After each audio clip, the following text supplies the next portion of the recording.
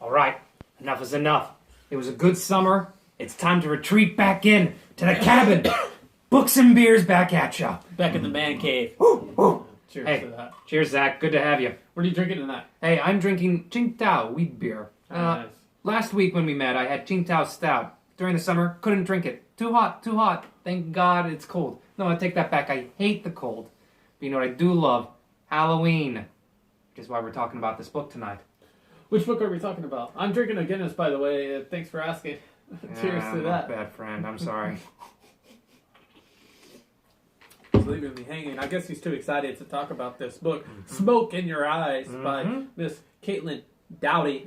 And just to double check, Smoke Gets in Your Eyes is the perfect title. So I wanted Double check or to clarify? to clarify. No. Good you corrected me. I had that coming.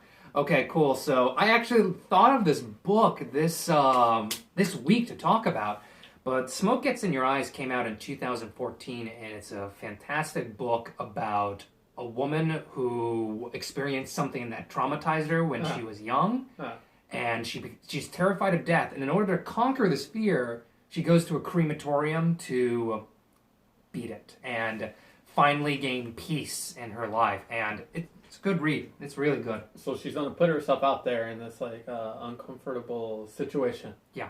That she's in. Okay. So why should I read this book then? I don't want to read about death. Why should I read it? So I'll talk about the death first. Is that this book really goes into to something that most people are uncomfortable, but it's a big thing that if you take a look at it, it can really enrich your life because it's able to make a lot of the small thing or big what you think is big in your life, and it makes it small, and you end up taking things more seriously, and suddenly the future almost feels like a crisp morning. And morning can kind of hurt, but it's beautiful. But the other reason why I think you would like it, if you're not interested in looking at death, is the fact that this is an incredible story about a woman who faces her fear. Ever since she was in early elementary school, she had a terrible fear of death. She had symptoms of OCD, and it was a constant struggle until she eventually got some help and got the job at the crematorium where she had to face all of it.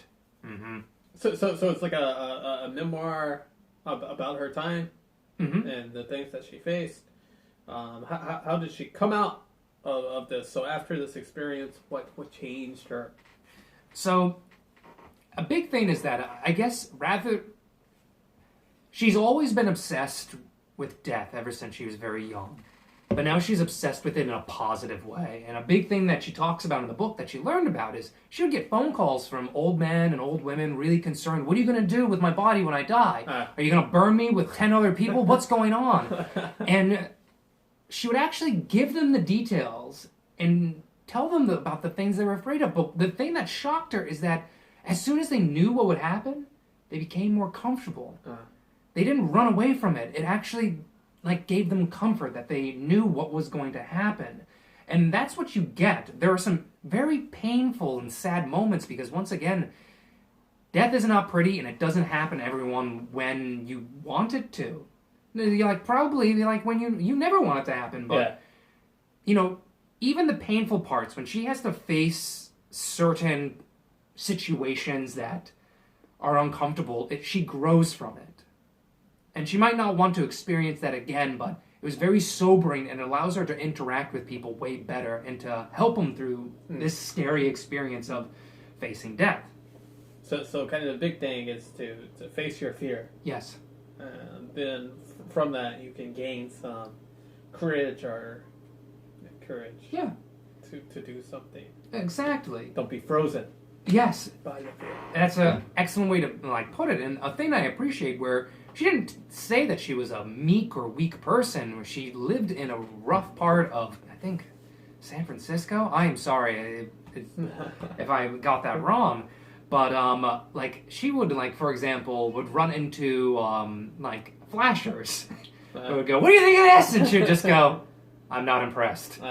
So she was exposed to some tough things, but this was something that tormented her, and she faced it and she came out of it. And Yeah, I mean, she has a YouTube channel. She answers questions and stuff. I hope she still does it because she's good at it. Maybe we should give her a shout out on this.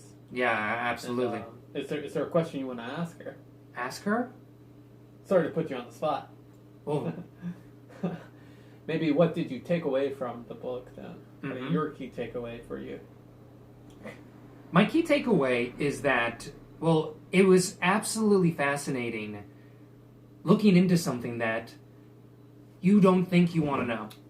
Yeah. And it's something that our entire culture, we really do pretend death doesn't happen. I mean, originally death was around us the whole time, and the book really talks about it's not good for us. A thing that will make our life richer is if we know death exists. Because when you look at death, you look to the future, but you also respect your path and those who've died before you. So, yeah. And I think, yeah, Dia de los Muertos is, I think, going on. Halloween is about to start. Day of the Dead. Right. Oh, Dia de los Muertos. I was corrected today. I think my Spanish is good. It is not.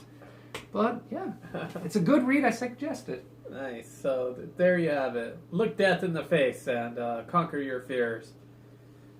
I'm going to. Indeed. Oh, yeah. Hey. Cheers to death. Hey. To life. To life. To death. To whatever comes after. I've been Cheers. Zach. Hey. This is still Tom. This is Books and Beers. Cheers. I'll get it. Conquer my fear. Look out into the future.